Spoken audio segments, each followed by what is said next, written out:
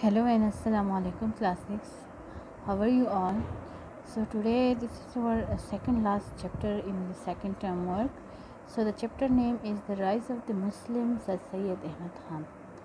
So you already know who is Sir Syed Ahmad Khan. If you never know who is Sir Syed Ahmad Khan, so then it will be shameful for us, because he was one of the great person of a subcontinent in Muttahida Hindustan.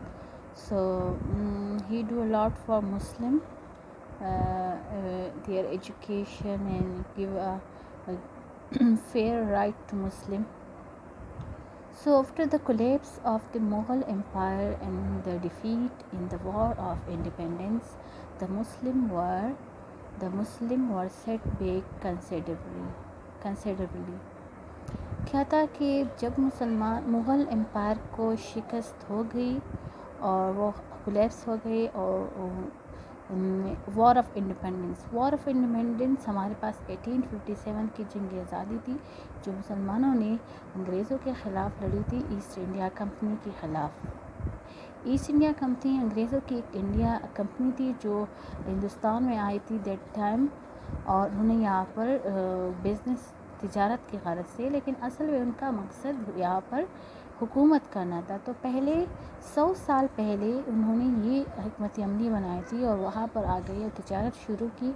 जब यहाँ पर उन लोग मुस्तहकम हो गए और उनको पता चल गया कि अब हम उनमें हमारे मुकाबले मुकाबला करने की हिम्मत नहीं रही है, तो उन्होंने 1857 में जंग लड़ी, जो कि मुसलमान उसमें शिकस्त पा हो गए और अंग्रेज़ों ने वो जंग जीत लिया, और दिन उसके बाद अंग्रेज़ों की हुक्मरानी शुरू हो गई। The Hindu controlled commerce and industry and having acquired education got the best job.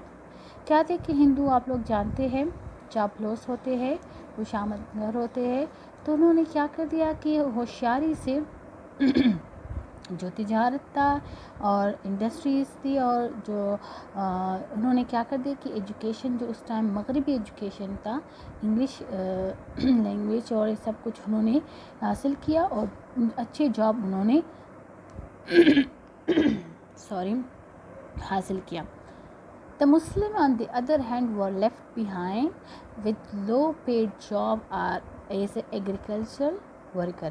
क्या थे कि दूसरे हाथ में मुसलमान जो थे वो इस तरह से रह गए, और उनको क्योंकि उन्होंने उस अंग्रेज़ों की हुकूमत को मानने से इनकार कर दिया, उन्होंने जो तालीम, मगरबी तालीम शुरू करना स्टार्ट किया था, उनको भी मानने से इनकार कर दिया। तो इस वजह से मुसलमान जो थे वो अनपढ़ रह गए और उनको इस तरह से जॉब भी नहीं मिल सकते था, और वो बहुत कम लो पेड जॉब जो थे, और इस तरह से एग्रीकल्चर ज़मीनों पर काम करते थे, उनसे काम वो रह गए थे। So they had unwisely rejected Western education and thus could not participate in the government or compete with the Hindus.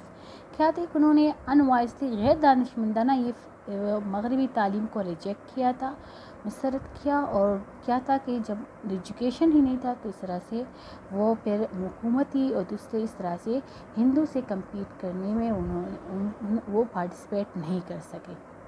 However, the minority of educated Muslims were keenly aware of these differences. क्या थे कि जो बहुत कम तादाद में मुसलमान जो educated थे, वो इस बात से बखूबी आगाह थे कि ये सही नहीं है। मुसलमान उस वक्त के साथ चलकर अगर चलते और वही अंग्रेज़ी तालीम हासिल करते तो इस तरह से नहीं होता, लेकिन क्या था कि मुसलमान उस वक्त जोश में थे, तो उन्होंने सारा कुछ मुस्तरद किया और इस तरह से सारा कुछ हिंदू और अंग्रेज़ों के हाथ में चला गया। For most among them was Syed Ahmad Khan. इनमें से एक था सर सैयद अहमद ख़ान, जो कि born in Delhi in 1812. He belonged to an old and prominent family. ये एक अच्छी और काबिल इज़्ज़तदार और एक नामवर ख़ानदान से ताल्लुक़ रखते थे सर अहमद ख़ान, और दिल्ली में 1812 को ये पैदा हुए थे।